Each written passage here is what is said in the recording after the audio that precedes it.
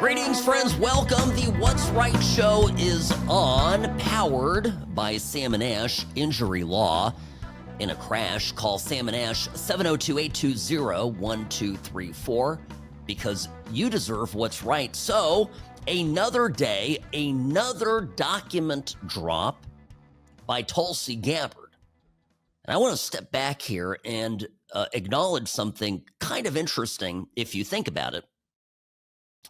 That the mainstream media is almost entirely, wholly ignoring the story that is slowly coming out on X and through independent media channels, detailing that Obama, together with Clapper, Brennan, Comey, and the entire deep state cabal conspired to first undermine and perhaps even eliminate a candidate for president, and later a president-elect and sitting president of the United States. The story is enormous. It is one of the biggest political stories of our nation's history, certainly of modern times. And yet, if it were up to ABC News, NBC, CBS, CNN, this thing would disappear the day before it even came out. But it can't. And the number one reason it can't is X, is Twitter. Now, I keep telling you folks, you got to get on Twitter. You got to get on X if you care about being informed about independent news and hearing from independent voices. You know, get on X. As much as I appreciate your loyalty to this program, I want you to be informed even when I'm not on the air. And so that requires being on the number one channel where the truth is disseminated 24/7, around the clock. By the way, I'm on X and frequently do post at What's Right Sam is where you can find me. But, so Gabbard, Tulsi puts this, document dump essentially out on Friday. Crickets from the mainstream media, but actually, what used to be the death knell for a news story dropping something on a Friday, in the world of Twitter, it's actually the opposite. Because, people come home, busy people like you, like me. Typically, there's a weekend. I mean, unless you have a different kind of job. I understand some people have their weekends in the middle of the week, but, generally come home on the weekends and you start, pop open your phone, your laptop, your desktop, your iPad, tablet, whatever, and you begin looking at the news and following. So actually Friday, it turns out it's one of the best days of the week to drop something on social media. This whole story was engineered for social media. Now, when I say the story was engineered, I mean the release of the story. This is, just raw data, documents, evidence that is being sent out. There's no narrative. Tulsi Gabbard explains what these documents are, but it's there for everybody to see, plain as day. A plot concocted against Trump going up to the then president of the United States. And the plot isn't just against Trump, it's against you and I. How dare we, peasants, support this orange baboon, right? I mean, this is how they were talking, how they were thinking. The fact that we supported this guy, that had to be changed. That had to be fixed. And every time the Democrats cried about democracy, it was a lie. So this is the story. Beyond just, of course, what happened, it's that this story is gaining traction and spreading in spite of the fact that it got shut down by the mainstream media. Now, another addition here, a little side note. Do you remember when Team Biden wanted to actually appoint a Ministry of Truth overseer? What was her name? Nina Jankowicz, something like that.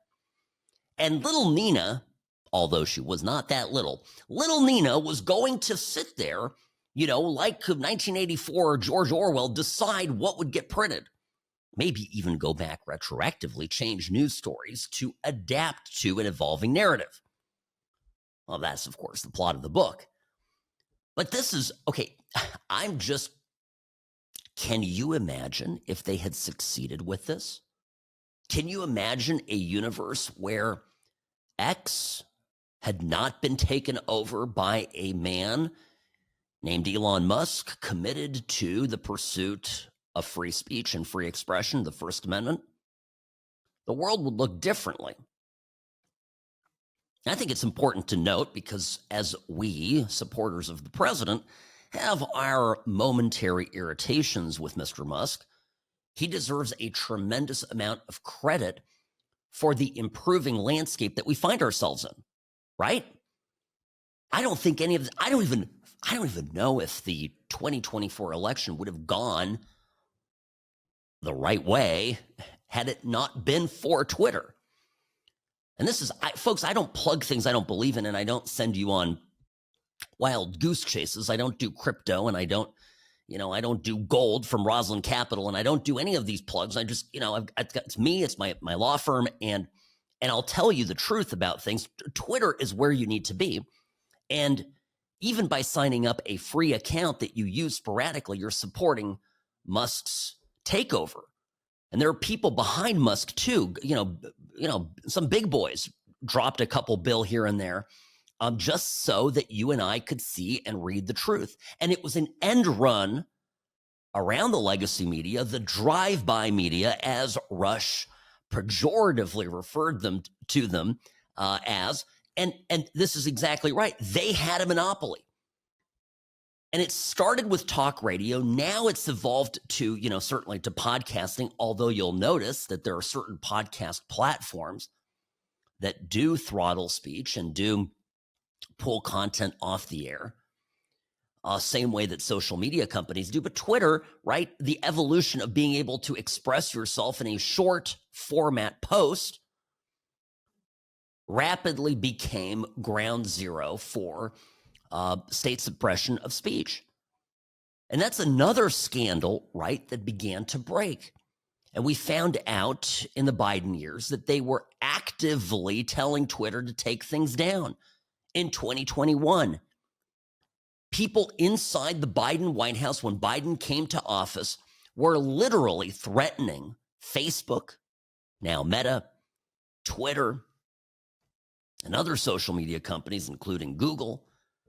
They were on YouTube, that if they didn't take certain content down, it would be curtains for them as far as government intervention was concerned. It was the most egregious, fascist, and I use that word very specifically and with purpose, as opposed to our friends on the left, fascist manipulation of our country, of our Constitution, and flagrant violation of the Constitution, where you have literally the government threatening public discourse, threatening companies that if they did not preclude posts and videos, podcasts, etc., expressions based on the content of that speech, that there would be governmental action. And that the courts didn't exactly shut this down ought not surprise you, given what we have learned about how our court system is, the state that it finds itself in today. So, the update. What's the news? Well, the news is that first off, Obama got goaded into giving a reply.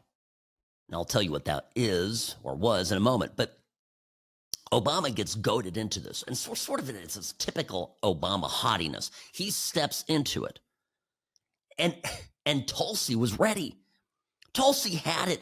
She's, here Obama thought what they've got. They just drop it, and now I'm gonna reply. Oh, this is all well documented, everything. The con was on from the start. And as I mentioned the other day, when we first learned about this, what do we know? We know that on December 9th, in his presidential daily briefing, this is 2016, the election is over, Trump won, every Democrat, his head is exploding, they're crying, they're in hysterics. Men are buying endless supplies of Vagisil just to get over the pain. And in the midst of all of this, Obama gets a briefing from the intelligence community, the vaunted intelligence community, and it says Russia didn't meddle. But on the 9th, 2 days later, a special meeting is convened. And in that meeting, Obama sits everybody down. He's in the Oval Office. What's Obama going to say? I wasn't there. We had a meeting in the Oval Office, and I was out, giving Michelle a hand job. No, he was in the Oval Office, okay? So, and in that, Robbie just disappeared from his desk. Am I going to be taken off of air? Whatever. Okay, so this will be on the podcast. Look, I don't know. He was there. He was in the Oval Office, directed a meeting where he set out, where they decided that the narrative moving forward would be essentially that Russia instilled Trump, that they made Trump happen, that they interfered to such an extent in the election that Trump became president and was thus no more than a Russian asset. And that kicked off everything that followed, including 2 impeachments. It's a scandal. So I'll give you the update when we come back. This is the back and forth between Obama and Tulsi Gabbard playing out live on X. Sam Mirejovsky, News Talk 840, KXNT. I'm the best. Personal injury law has been the same for a long time. The best. Big egos, greed, and sleazy schemes. We've had enough. Welcome to Sam and Ash, the new standard for personal injury law, where things are done the right way, because you deserve a team that delivers real support and results. When you have both, your whole world can change. Sam and Ash Injury Law, because you deserve what's right. All right, folks, I'll tell you the anatomy of a setup. This is how Obama got baited by Tulsi Gabbard and Trump working in tandem as a dynamic duo and ultimately causing Obama to step in it, in my view. Sam Mirejovsky here behind the What's Right microphone. Greetings, friends. Welcome to the program. Sam at what'srightshow.com, Sam at what'srightshow.com. And of course, on X, where you need to be today, if you aren't already, at What's Right Sam, at What's Right Sam. And of course, show content, show clips at What's Right Show. I don't plug that enough. But again, if you're on Twitter, those are 2 follows that are musts. Musts. So, in fact, right now is, what is it here? A little after 1 o'clock. Let me see by the end of the hour if we got some more follows. But I'm looking at you folks. We got to get on here. We have to support Musk. We have to support this incredible platform for free speech, because I'm telling you, it's not just that X and this channel that's become enormously popular to disseminate information without any interference from the government, from corporate interests, etc. It's not just that it helped in 2024, and it did, it's that it's helping right now. If you're just tuning in, imagine if Tulsi Gabbard said, I have these documents that show that Obama and the Obama administration conspired to F Trump. And they went to go to CNN? I mean, Fox News wouldn't even run with it. By the way, sometimes the Newsmax people and the OAN people are scared too. They are. I do a lot of TV appearances. I get occasionally little notices that say, Sam, you can't talk about this. You can't talk about that. And that's, by the way, what makes this show great, because I don't give a rip. So, I go there. But some of these, you watch TV, you watch cable, and you think you're getting the straight scoop. You're not, even when you're watching conservatives. That's my point. So now it's as we move into this phase of holding Obama and the deep state accountable and potentially going right and filing criminal charges, etc., where is the news going to be developing? Well, it's going to be on shows like mine, here on the What's Right show, and it's going to be on X. You already love me, or maybe you don't, but you tune in every day, which is okay. We accept that. But if you're not on X, you got to get on there. Okay, I'm done talking about X. Now, the setup, the anatomy of a setup. So what happens is this. Yesterday in the Oval Office, Trump is hosting the president of the Philippines, Ferdinand Marcos Jr. Yes, of that Marcos family. Now, while they're talking trade, right? There's a trade deal set up with the Philippines, also with Japan. Big day on trade. Maybe we'll get to that later, but here's the essential part. As a foreign leader is sitting there in the Oval Office, literally Trump starts to throw Obama under the bus. It's absolutely spectacular. Listen. If you look at those papers, they have them stone cold, and it was President Obama. It wasn't lots of people all over the place. It was them too. But the leader of the gang was President Obama, Barack Hussein Obama. Have you heard of him? And except for the fact that he gets shielded by the press for his entire life, that's the one they... Look, he's guilty. It's not a question. You know, I like to say, let's give it time. It's there. He's guilty. This was treason. This was every word you can think of. They tried to steal the election. They tried to obfuscate the election. They did things that nobody's ever even imagined, even in other countries. You've seen some pretty rough countries. This man has seen some pretty... It's like, yeah, this guy here's from the Philippines. Yeah, he has seen some shady stuff. I love that, by the way. Only Trump can get away with that. So, and then he goes, oh, it's not just that they influence. There's signed evidence of Obama being caught rigging the election. The witch hunt that you should be talking about is they caught President Obama absolutely cold, Tulsi Gabbard.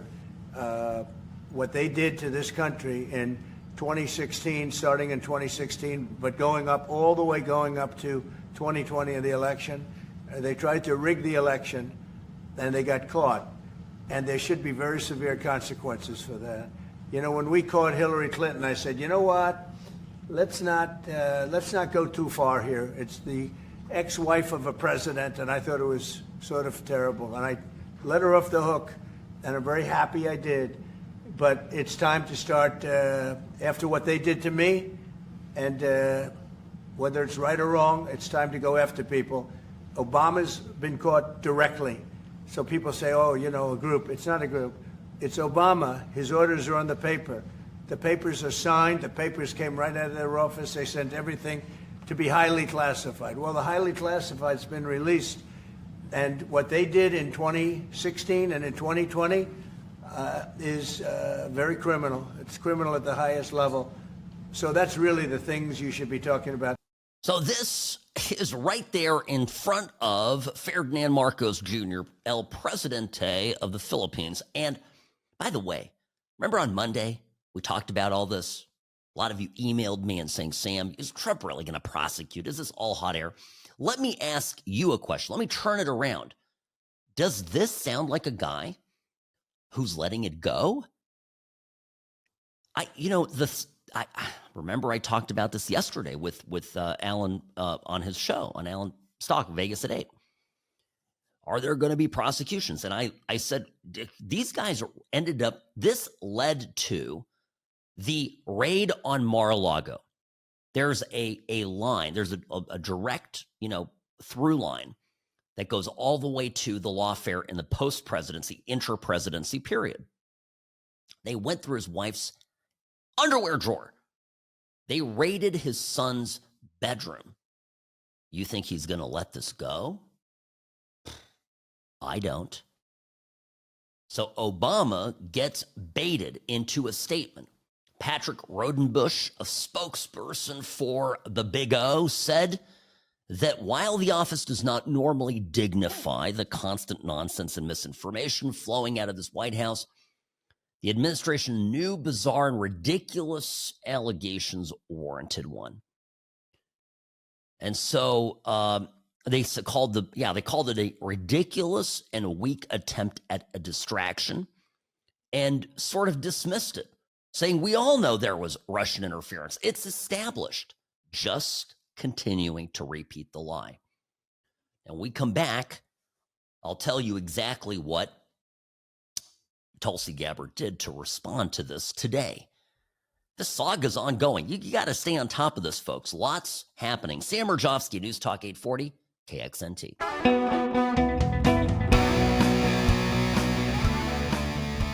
Rarely wrong, always right. Sam Mirejovsky here behind the What's Right microphone. Greetings, friends. Welcome to this Wednesday's program.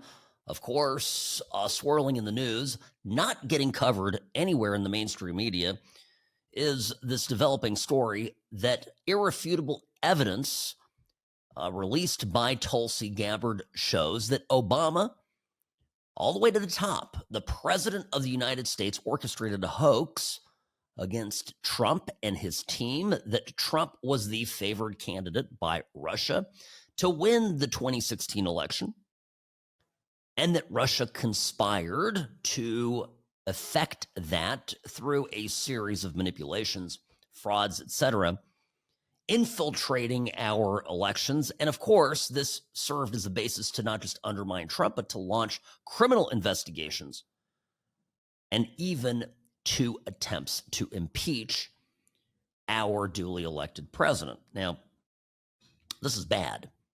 There are a lot of felonies that are swirling around. And we'll get to the question here later in the hour if, okay, Obama ought to be prosecuted. Now, I think you know where I stand on this, but we can kind of give the back and forth on it.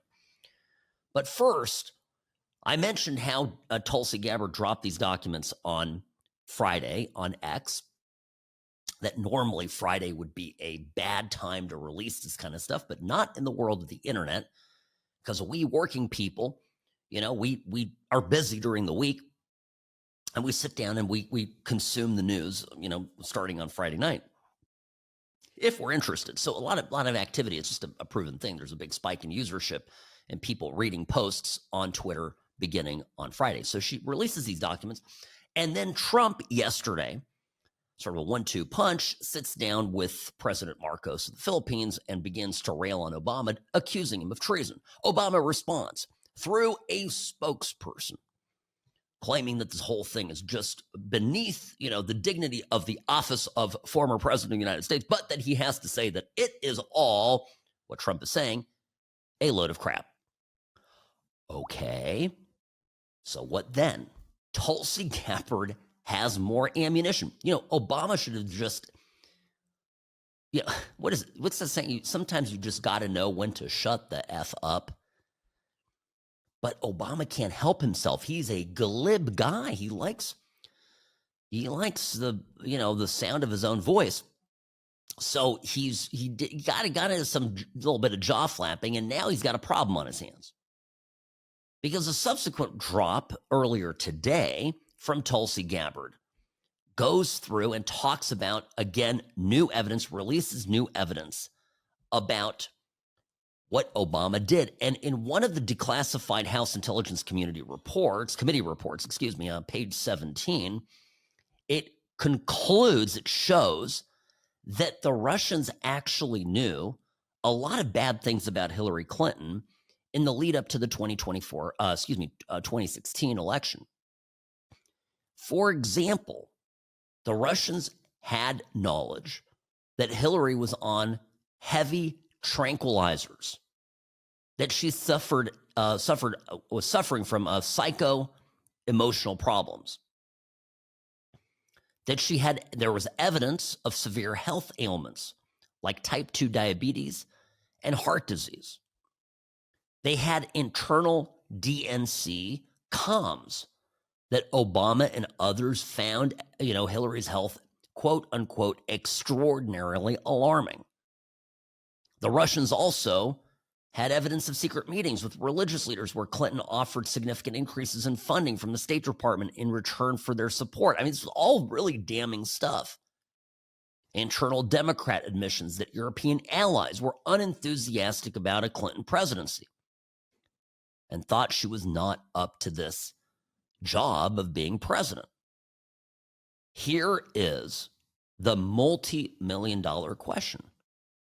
If Russia had all this stuff, and if Russia wanted Trump to win, why didn't they leak it? Why were only John Podesta's emails leaked, supposedly by Russia? Hillary's lead at this point, her RCP Real Clear Politics average lead had slipped to just positive 1.3. The race was statistically this close. I think we sometimes think back to that election and live in this belief that Hillary was, 10 points ahead, night before the election. Some polls, I think, were pretty far apart, but the overall averages showed a tight race.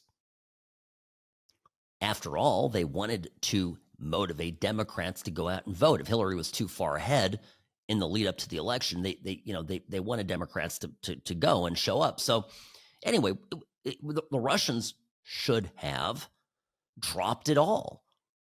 The Russians didn't want Trump to be president. I said this at the time, knowing what I know about how Russia operates and Putin. And folks, I know Eastern Europe. I know Russia. I get it better than most Americans. Okay. And they never wanted Trump. The whole thing was ridiculous. Russia wanting Trump to win was a core pillar of the Trump-Russia collusion hoax. And Brennan's CIA went in and took this intel that they had about what the Russians had and buried it, and instead manufactured a completely alternative reality.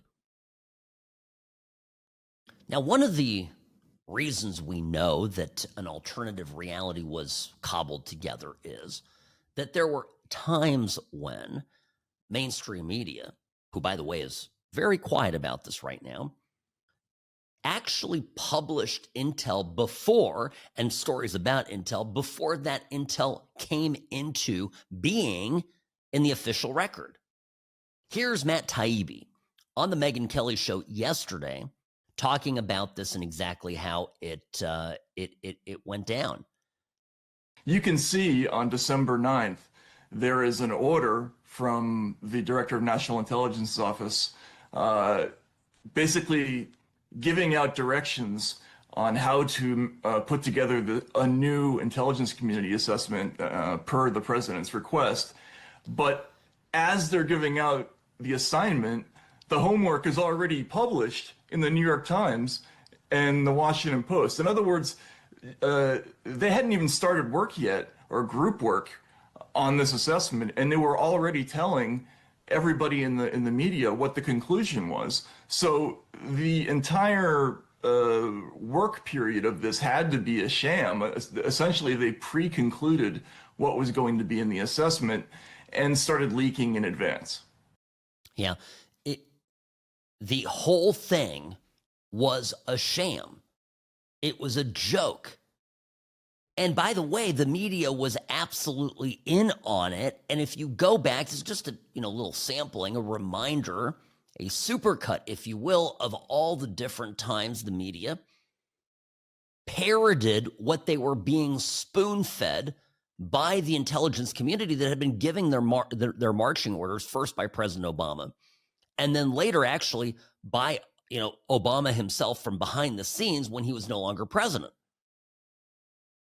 Russia hacking the election to elect Trump is the end of our democracy. Votes were definitely affected. Russia hacked the election to tilt it to Mr. Trump. The Russians definitively hacked the election. Russia did hack the election. No doubt. The Russians hacked the election. Yes. Russia hacked the election. Fact, Russia hacked the election. President-elect Donald Trump still not sounding convinced that Russia hacked the election. The president does not want to come to terms with the fact that the Russians hacked the election. President Trump says he still wonders if the Russians hacked the election. If you can get him to accept that Russia hacked the election, see if you can get him to accept who won the Civil War. If he admits it, it casts a shadow on his victory over Hillary Clinton. Russia hacked the election. Russia hacked the election. Russia hacked the election. Russia hacked the election. Let's be clear, Russia hacked the election.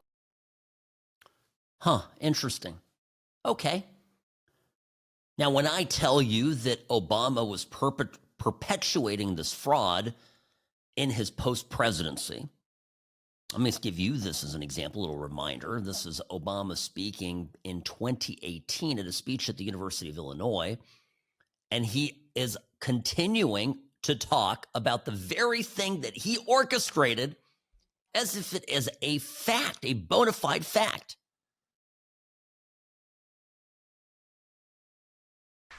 They're undermining our alliances, cozying up to Russia. What happened to the Republican Party? Its central organizing principle in foreign policy was the fight against communism, and now they're cozying up to the former head of the KGB, actively blocking legislation that would defend our elections from Russian attack. What happened? Watch that guy lie with such ease and impunity. Boy, I cannot wait to wipe the smirk off his face and raid his house. Simultaneous raids by the FBI, Martha's Vineyard, Washington, D.C., Hawaii. Go in with shock troops, 6 a.m, do exactly to Obama what Obama and Biden did to Trump. Obama said all this. Listen to this. This is and he, by the way, accusing Republicans of sowing politics of fear and division. Wild. It should not be Democratic or Republican. It should not be a partisan issue to say that we do not pressure the Attorney General or the FBI to use the criminal justice system as a cudgel to punish our political opponents. And the closer that we get to Election Day, the more those invested in the politics of fear and division will will do anything to hang on to their recent gains. Who want to keep us divided and keep us angry and keep us cynical because that helps. Absolutely scandalous, right? This guy literally laying out what was the hoax to get Trump, to derail his presidency, and then to prosecute him in the post-presidency period with the most politicized Department of Justice. A deep state system that Obama created. Remember when Obama came to office, he threw out a lot of career people in the DOJ and in the intelligence community. And the media gave him a pass on this. You know, they scream and shout when Trump is cleaning house. Obama did all of this when he came to power. And Trump's greatest mistake in his first term, partly because he was distracted with all this insanity, was not undoing it. Well, I think he's learned his lesson, quite frankly, don't you? Sam Mirejovsky, News Talk 840 KXNT. The What's Right show is brought to you by Sam & Ash Injury Law. In a crash, call Sam & Ash 702-820-1234 because you deserve what's right.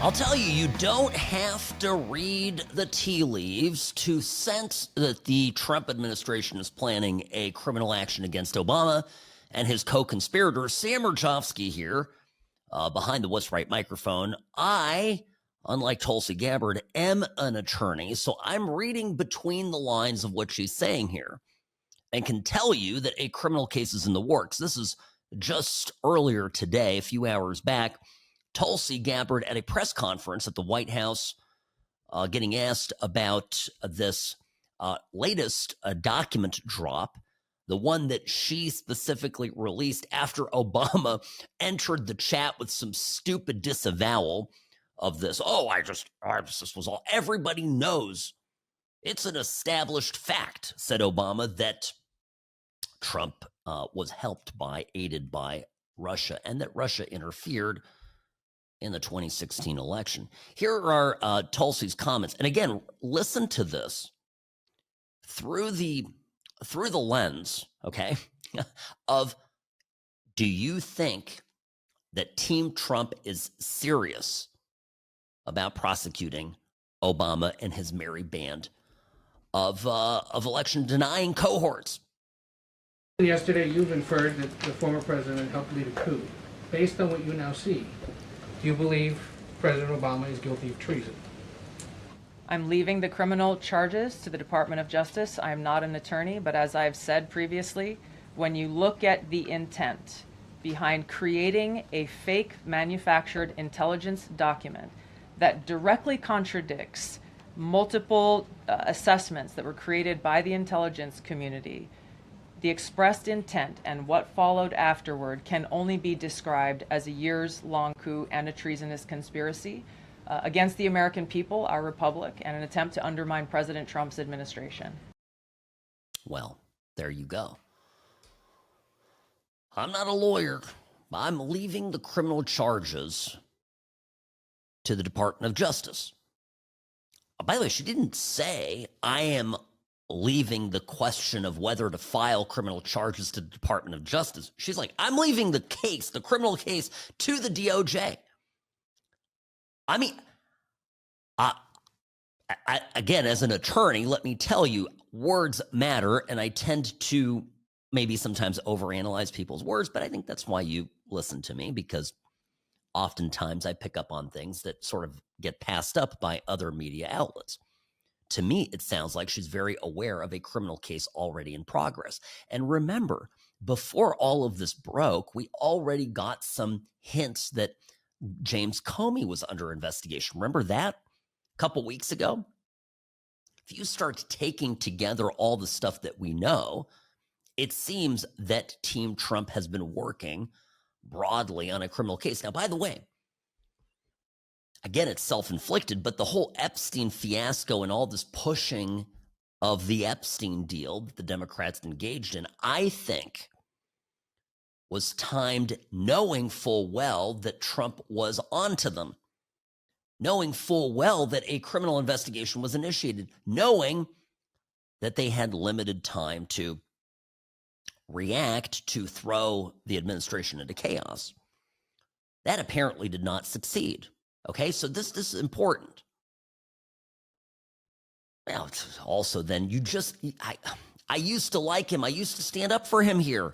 But Robbie, I'm sorry, Massey just playing along and continuing to harp about Epstein in the midst of this, which I think is a hugely consequential reckoning with the abuses of our government. I know you like Massey, and we haven't talked about this. Sorry, I'm not to involve you folks in a private conversation, but I just am pointing out that I wish Massey was a little more concerned and had been a little more concerned with more consequence and effect with all this stuff than now coming along and roasting Trump over Epstein. Anyway, just a little bit of perspective. So I think something's cooking. And I think it's not just smoke. I think there's fire. Matt Taibbi on News Nation with Chris Cuomo, he's squaring off against Michael Isikoff. And Cuomo's got the two guys there. And, well, here's how it starts. I'll tell you, Isikoff wrote a hit piece about all of this called Russian Roulette in 2018. Find me the votes in 2024. He's an anti-Trump guy. And so the predictably kind of kicked off with him getting asked by Cuomo to explain this. And Isikoff then challenges Matt Taibbi. So this is how the exchange started. Are you saying that Russian interference in the election, that the hacking of the emails was wrong, that the giving it to WikiLeaks was wrong, that the social media campaign was wrong? All of that is in abundance. And could I also point out, Chris, and this is important, it's not just the Obama intelligence community that said this. The House Intelligence Committee under Devin Nunes concluded that the Russians had interfered and hacked the emails. The Senate Intelligence Committee under Marco Rubio reached the exact same conclusion. But here's the thing. This is why I want to go back to Matt, Mike. Listen, well, but there is a dispute. So that's the Democrat pushback on this. Well, the Republicans found it too. And you're telling me that the WikiLeaks and all this stuff. So Matt Taibbi's response. So I did a story last year. I broke a story in February of last year after working on it for 6 weeks about the preparation of this intelligence community assessment. Part of that story involved the downgrading of sources, the suppressing of dissent by John Brennan. He overrode, as we now know, thanks to John Ratcliffe, he overrode 2 of his Russia experts and the deputy director of, I believe it's analysis in the CIA that did not want to include the Steele intelligence. There was analysis that said that Russia saw Hillary Clinton as manageable and reflecting continuity. They didn't view her presidency as a negative at all. There was also intelligence that said that Russians had apprehensions about Donald Trump. They thought he was unstable, mercurial, and unreliable. All of these things are quotes from analysts that were suppressed in the intelligence community assessment. This notion that there was universal agreement among the intelligence agencies about Russia's intentions in 2016 is complete nonsense. The NSA never upgraded its assessment about this from moderate to high. They refused to do so. And the FBI very publicly changed its mind about this issue very late in the game. And this is exactly what I'm talking about. So that in a nutshell is the response to the standard, oh, but, Republicans agreed on this. No, they did not. Sam Mirejovsky back after this.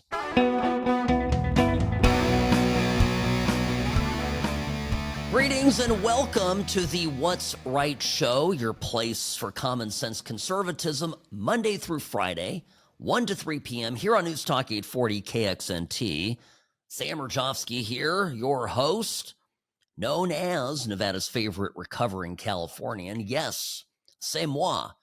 Sam at what'srightshow.com is my email, at what'srightsam on X, formerly known as Twitter. I today am having a great day. Thank you for asking. A great day watching the deep state little monsters squirm. They are cooking in their own juices, as one might say. And this is all over if you're just tuning in. More revelations from Tulsi Gabbard, a press conference earlier today over the latest batch of revelations that Obama knew from the beginning, that the intel linking Russia to Trump, the basis for the Russia collusion investigations, impeachments, etc., was a hoax. It was orchestrated by Team Obama. Numerous intelligence people at the CIA overridden by Brennan, secret meetings held in the White House where all of this stuff was concocted. It was a scheme, plain and simple. And it was a scheme that was intended to defraud the United States of America, to defraud us. Now, I have to say something here. It's always a good reminder that you and I, we have to understand, even though that perhaps we were not directly caught up in this, there were plenty of good people who were. There were people who, as a perpetuation of the scheme, who are ordinary Americans. Maybe they worked for Trump. Maybe they worked at Mar-a-Lago. Maybe they worked somewhere. They were on the campaign. They weren't making big money. They were volunteering in some cases. They were arrested. They were charged. They were investigated. Some had to plead guilty to avoid further loss of financial resources. Their lives were completely destroyed, all over a scheme that intended to benefit one political party and also subvert the will of the people. Now, the people involved here are us. We voted for Trump. We voted for Trump once. We voted for him twice. We voted for him 3 times. Maybe not everybody listening to me today. That's okay. And what I mean by that is, even if you did not vote for Trump, even if you despise Trump, you ought to be deeply alarmed by what is happening here. If the shoe were on the other foot, if 4 years from now we discover documents that Trump weaponized his Department of Justice, his FBI, his CIA, to concoct cases and create cases against Obama. If we were to find out that these documents that I'm heralding now and talking about are, were manufactured by Tulsi Gabbard in the back room somewhere on Photoshop, I would lose my mind. I absolutely would. This isn't politics is not sport. It's not their team versus our team. The refs aren't good refs when they call, balls and strikes, against your opponent, and bad refs when they call them against you. It's not how this works. Somewhere in this entire discussion, we lost the concept of what America is, which is a country that, well, for one, we have an incredible constitution that ought to guarantee that none of this happens. And consequently, anybody who tries to damage this and betray public trust ought to be held accountable. I mean, that's the fundamental, thing here. We voted. People voted. And Trump, by the way, he won the election 2016. We know how, okay, all right. This lie caused an enormous erosion of public trust in Trump. And by the way, the left called him an illegitimate president. Remember this? I just have to go back a little bit. 2017, Trump becomes president. And I think even a lot of Republicans bought into this idea that it was an election won by a hair as a consequence of bad people. Could agree, Putin, not a good guy, not somebody that we admire, certainly not an ally of the United States. How formidable of an enemy his, I have my doubts, but still, right? We can all agree, Putin, not nice guy. I don't like the idea of Putin meddling in our election in any way, shape, or form. But actually, Putin, the more I look at these documents, Putin did meddle. There's a lot of meddling.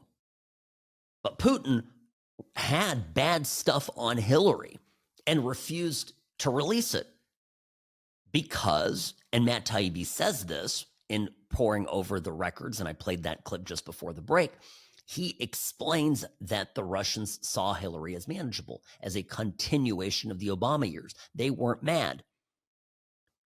They weren't threatened by the boozy beezy that showed up with the reset button. Remember the reset button? Shows up in Moscow. We need to do something about our bilateral relations. Here's a button. Let's push the reset button, whatever. Remember this? Knowing what you know about Russia now, knowing what you know about Putin now that, maybe you all didn't know back then, how badly do you think that the Russians were laughing behind closed doors at Obama, at Hillary, at all of us over that episode?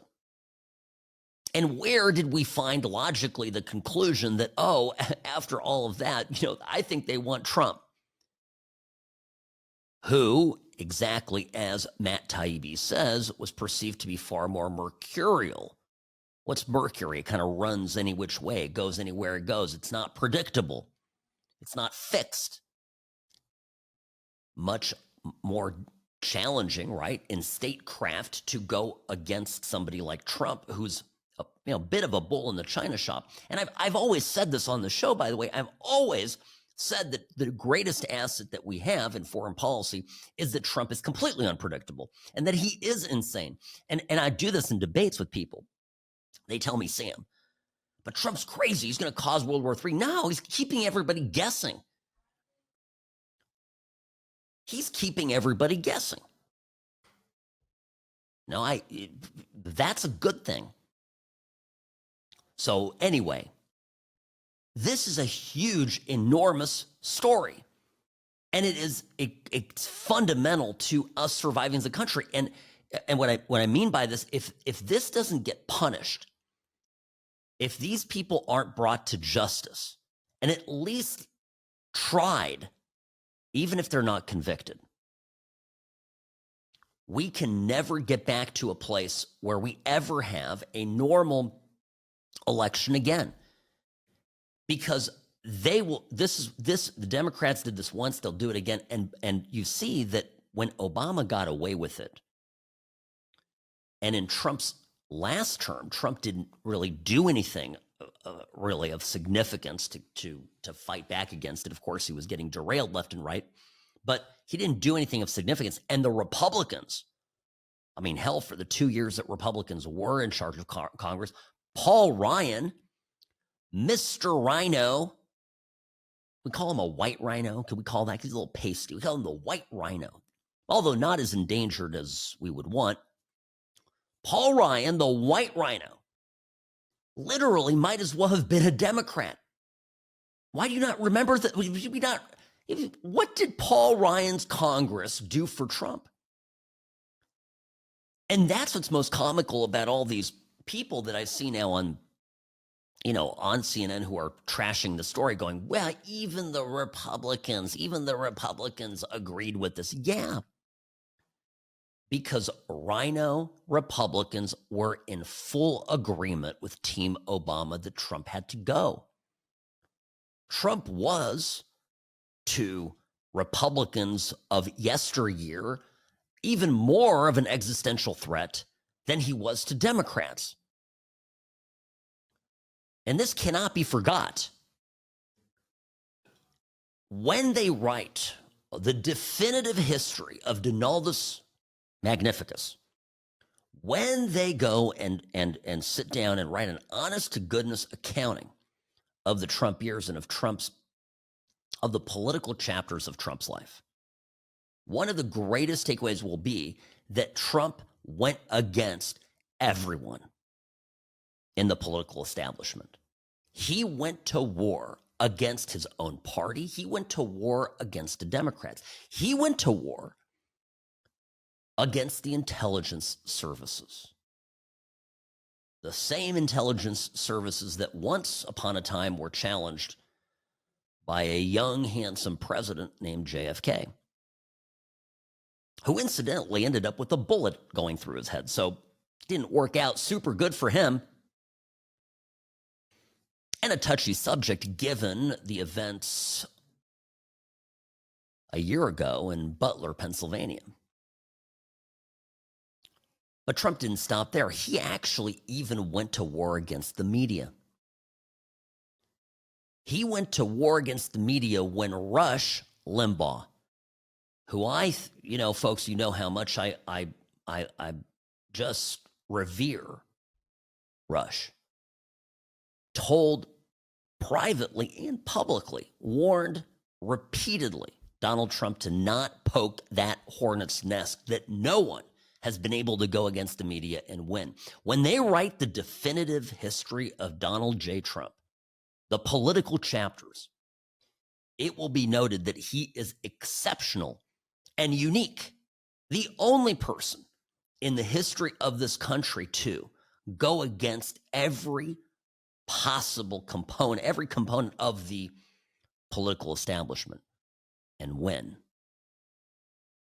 If that doesn't send a chill down your back, I don't know what will. Sam Mirejovsky, News Talk 840. Back in a moment. This hour of the program, of course, brought to you by Sam & Ash Injury Law. In a crash, call Sam & Ash 702-820-1234 in California, in Nevada. Only law firm to trust for your injury case. 702-820-1234, California, Nevada, because you deserve what's right. The Sam & Ash team, they wanted me to have the best care. They had my interests at heart. I have an enormous amount of gratitude. I cannot say enough thank you.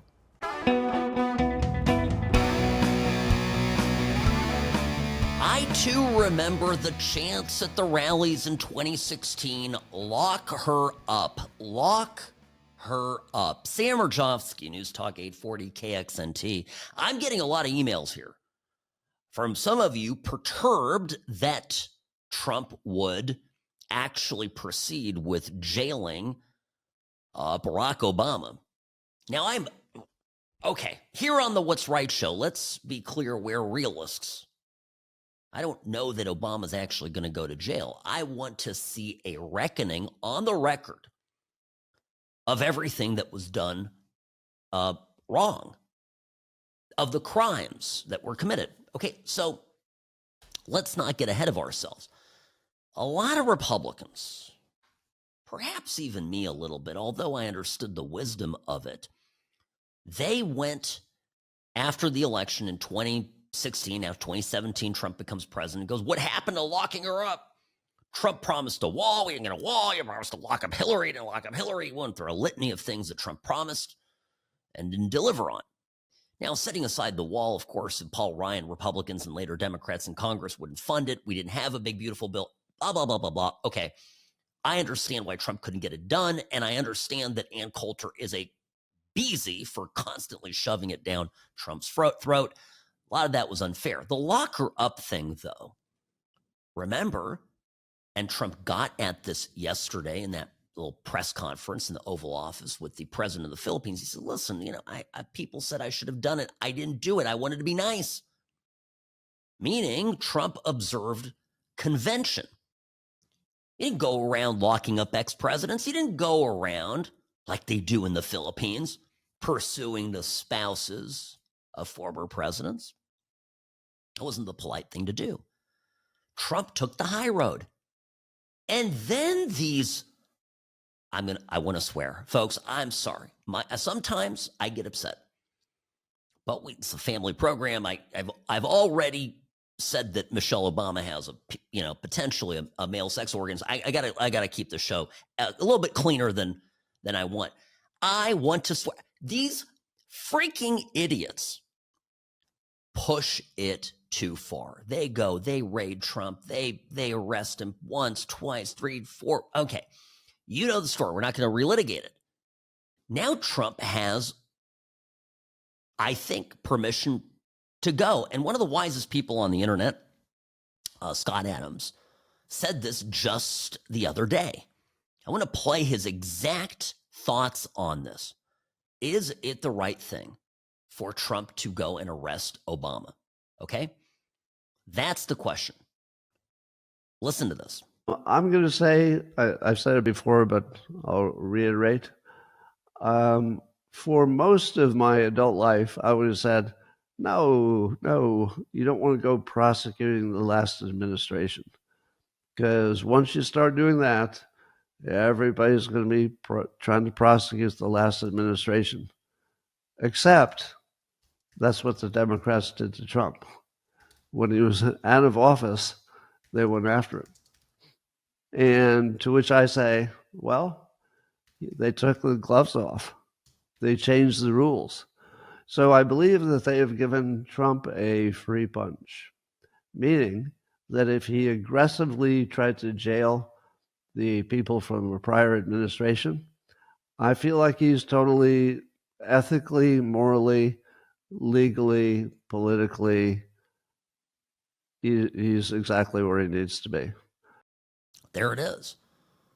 He's got dispensation to do this. Now, Adams goes on to continue the question of the whole idea is it's going to kick off a civil war. And, that's what the Democrats are threatening. And, they're a violent bunch.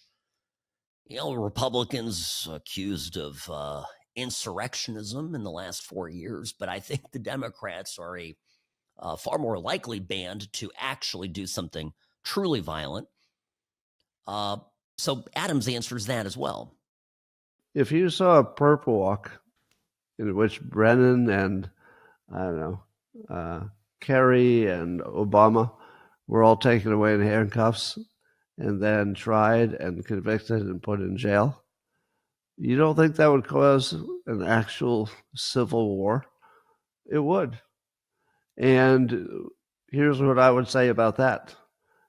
Trump didn't start the war. Trump did not start this war. The war is happening with or without Trump doing anything.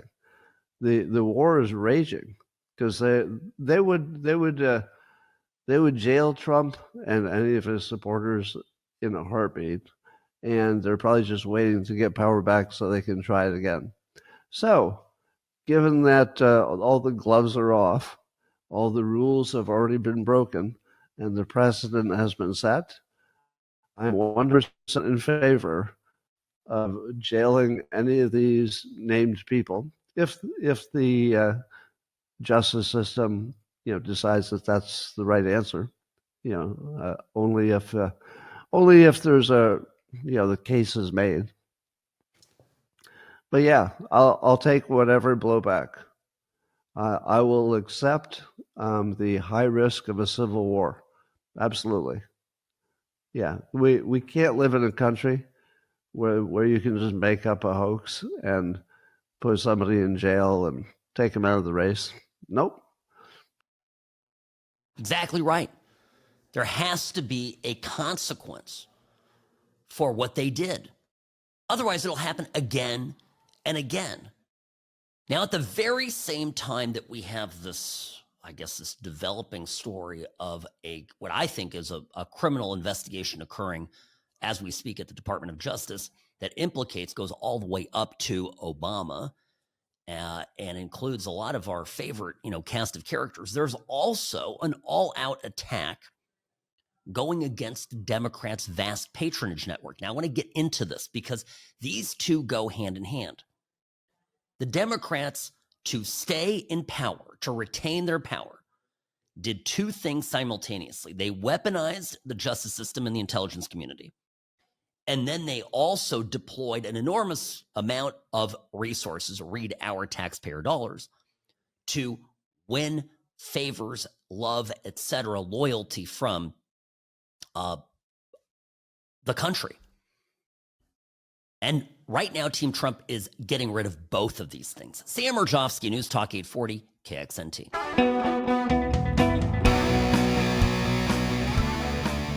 Hi, welcome back. The What's Right show is on, brought to you by Sam & Ash Injury Law.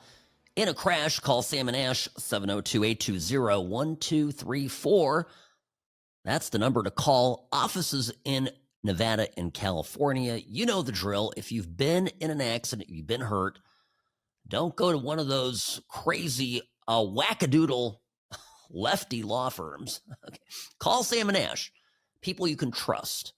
702-820-1234, because you deserve what's right.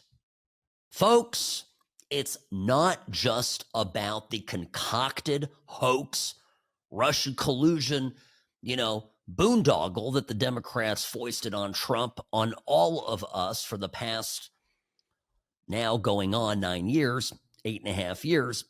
This is also the other line of attack. I was just getting into this here before the break.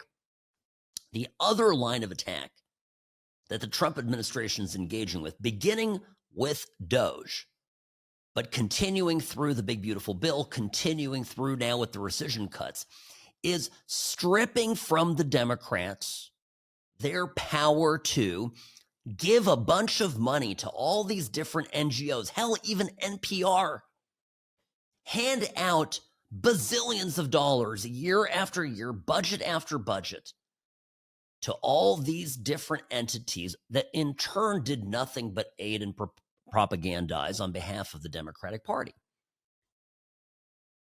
And the more I examine this, the more upset I get with every single elected Republican who has been in office for the past 10, 15 years. Even people I like. Even Ted Cruz, right? Let's say Ted Cruz, I'm throwing a name out. By and large, right, a conservative Republican. Thomas Massey, Mr. Cut the Waste. Did he ever achieve any of these cuts? Did Rand Paul ever achieve any of these cuts? It's all grandstanding. That's all these people did. And now, the great irritant, of course, grandstanding against Trump as he's actually getting stuff done. The needle is moving. Billions of dollars are getting cut from the Democrats' racket. And actually, it's gotten so bad that the Democrats now have to raise their own money privately to, fund these crazy things that they're doing. For example, I don't know if you saw this most recent news story about the LA fire charities. They held all this, they raised all this money in fire aid, $100 million. Now, that's nothing compared to the billions that the Treasury's been giving out over the last couple decades, but $100 million. How much was distributed actually to people who at the end of the day would suffer the harm, the homeowners?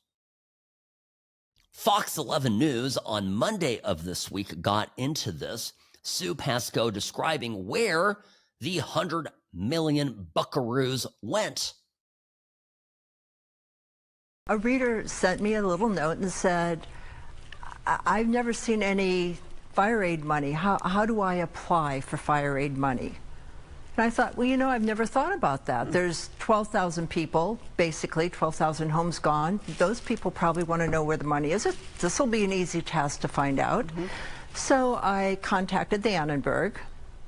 They never responded. And the Annenberg is Foundation, because they are overseeing the wildfire funds, yes.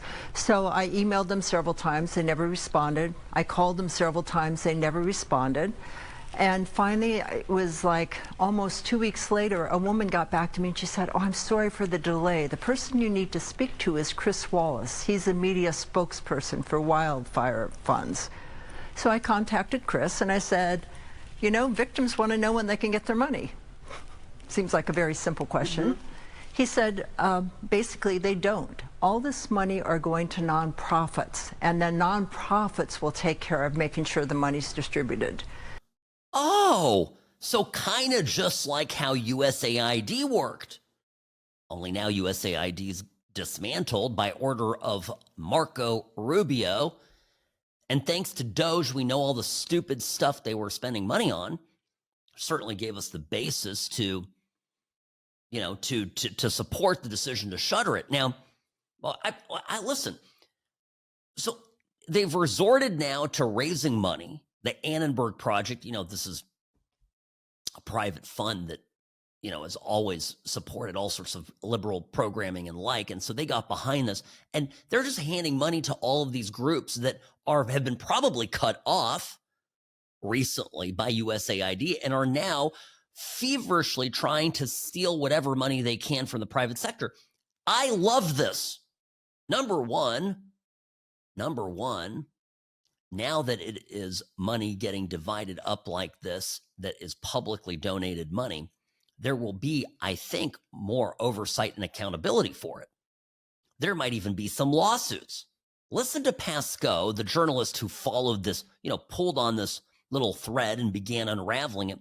Listen to how she describes this and, just the kind of charities, for example, that got this money. Were they even fire related? Oh, wait. Initially, they gave $50 million to about 120 nonprofits. And I looked at these nonprofits, and one of them said, we help mobile home parks. And there were 2 mobile home parks in the Palisades, all low income. And so I contacted the people there. They had never received any money. They had never heard of that. When you go through, I would urge everyone to just go to the nonprofits that are listed if you want a good laugh. And the other thing you should know, if you go on there, they don't say how much each individual nonprofit gets. So there are 2 nonprofits that are for the homeless people in the Palisades, Los Angeles in general, that they're getting money from LASA. So why are these nonprofits also getting money from fire aid? I don't know. They're homeless nonprofits. Wait, hold the tape. One pause. Can I ask a stupid question, Rami? How are the homeless,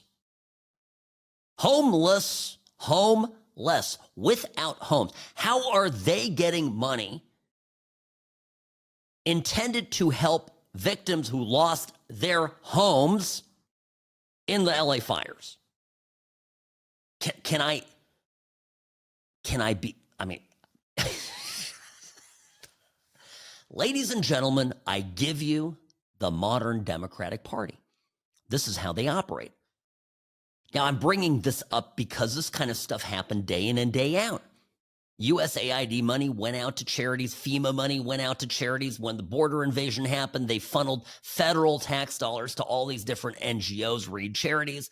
And it was a giant money laundering operation. And it all just helped feed Democrats. By the way, I wouldn't be half surprised. I wouldn't be shocked if this money that went to these charities then turned around and went through Act Blue back into Democratic DNC party coffers. Sue Pasco, the editor who was following the story, as reported on Fox News Local in LA on Monday, continues. Of course, we're all homeless now, but and to be clear, we have reached out to actually the Attorney General Rob Bonta to see if this is on his radar, because this is a whole lot of money. And of course, it's on Rob Bonta's radar. Of course, it's on his radar. I bet you know how I know it's on his radar. It's on his radar because he's probably getting contributions from this. Oh, this is so good.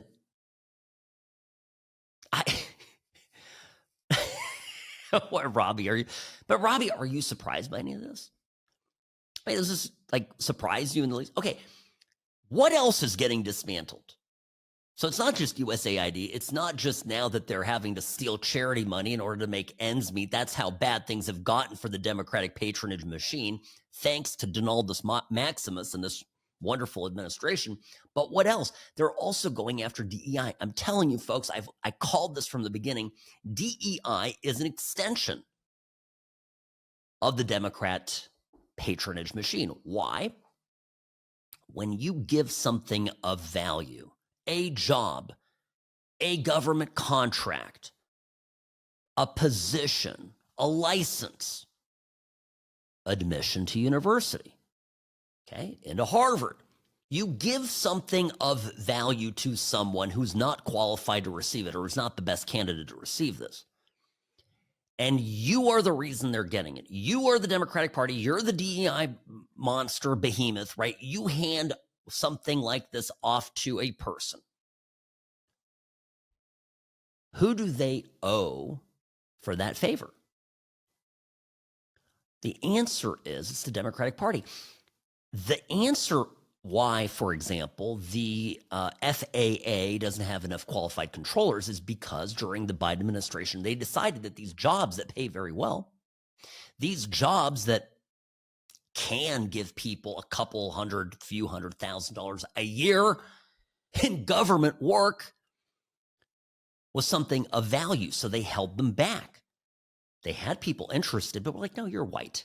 You're a Republican. You're probably a Trump guy. Yeah, we're going to save these jobs for little minorities out there. You know, we're going to give this to our people.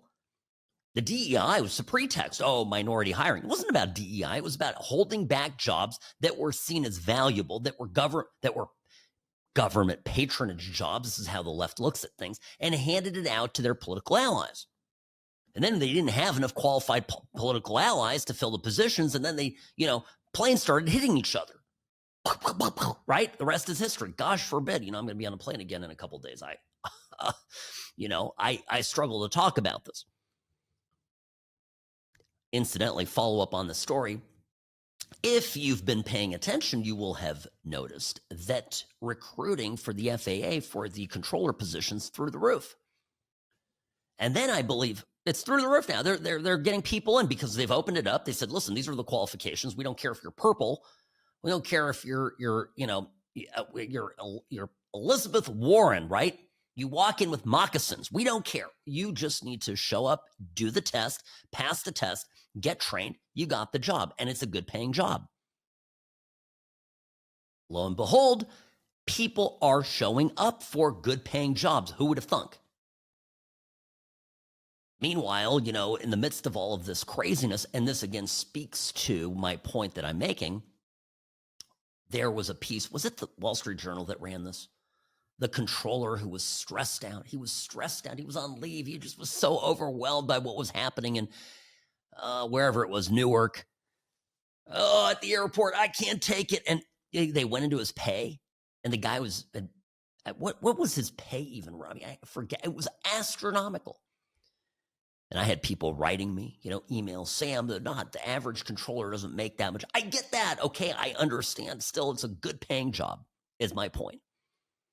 And that too is getting dismantled. We're going to go back to a meritocracy. We're going to go back to having, funding the essential functions of government. We're going to get back to not having a giant slush fund that the Democrats can use.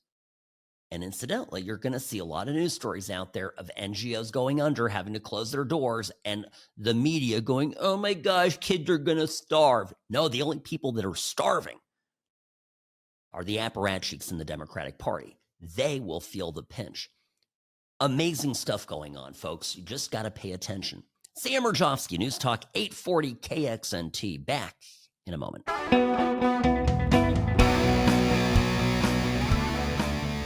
Rarely wrong, always right. Sam Mirejovsky, News Talk 840 KXNT. A few days ago, at a House Homeland Security Committee hearing with Eli Crane, I found out that something really bad happened at the Department of Homeland Security. The Biden administration set up a hotline for kids who had been trafficked across the border who maybe needed help.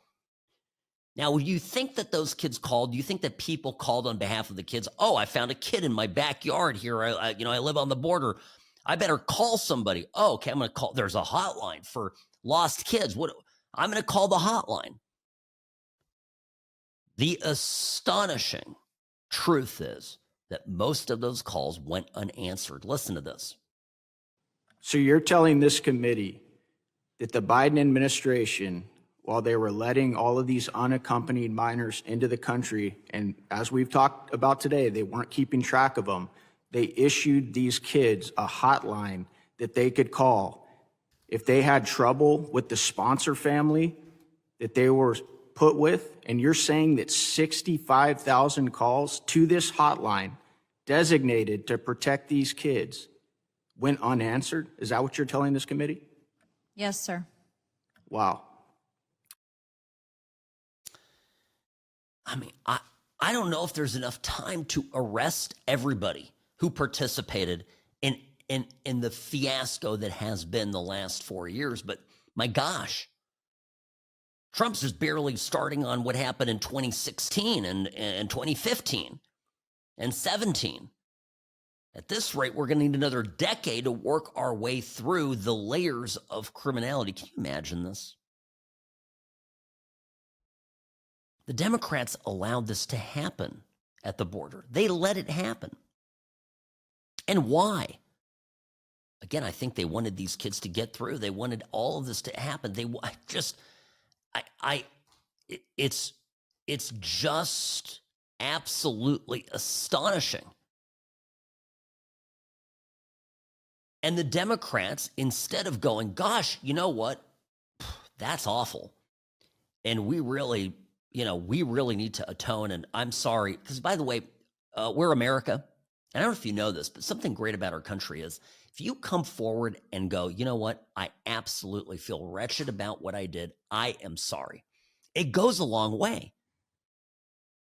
Redemption in America is a real thing.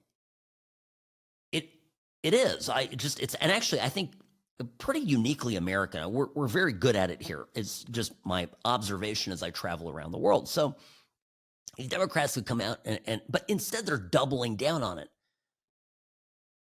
They're doubling down on it. And in every interview that the Democrats give, and particularly these Democrats that are getting their cities cleaned out of warm bodies that they use for political purposes, read boosting population numbers, fattening blue districts, etc.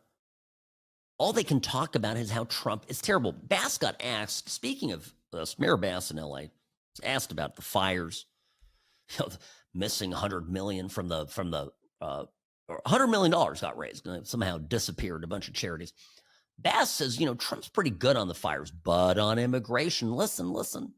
Is there anything good you think the administration has done in these 6 months at the border? Well, I will heap praise on the administration for the first 6 months in Los Angeles with the fires.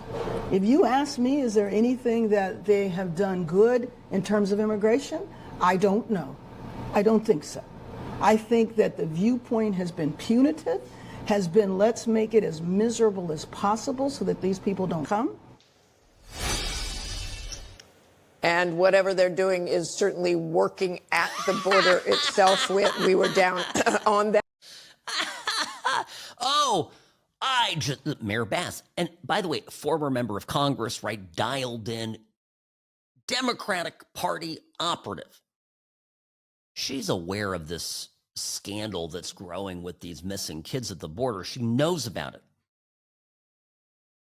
These people, these Democrats can't even come on the record and say, you know what, I'm just glad, we've lost, there's been some bad things that have happened on the border, and it's a good thing that we have greater order and fewer border crossings.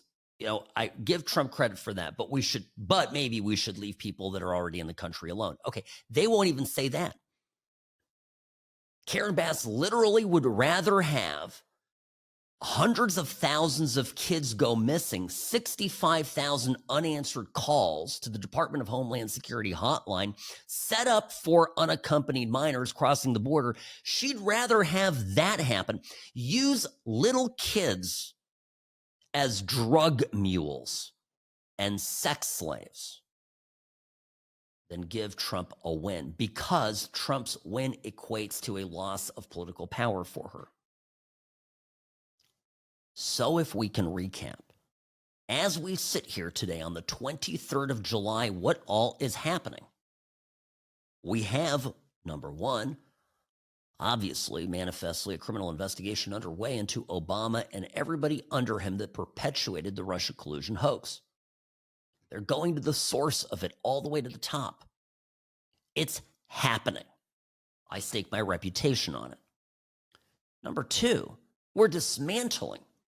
Trump is literally taking apart the money machine in the last 6 months that the Democratic Party had.